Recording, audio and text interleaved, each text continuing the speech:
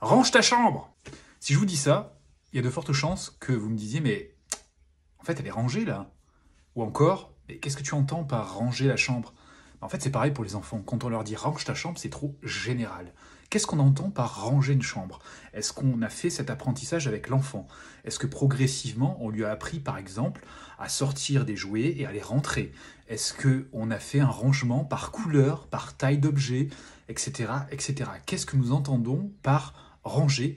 C'est quoi notre besoin chez nous quand on dit range ta chambre? D'ailleurs, on peut l'exprimer comme ça. J'ai besoin de voir la chambre rangée et on peut demander, donc je te demande, s'il te plaît, de ranger de telle manière.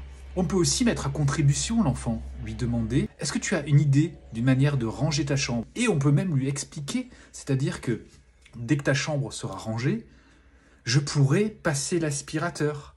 On peut donc expliquer aussi les conséquences du fait que la chambre soit rangée ou pas.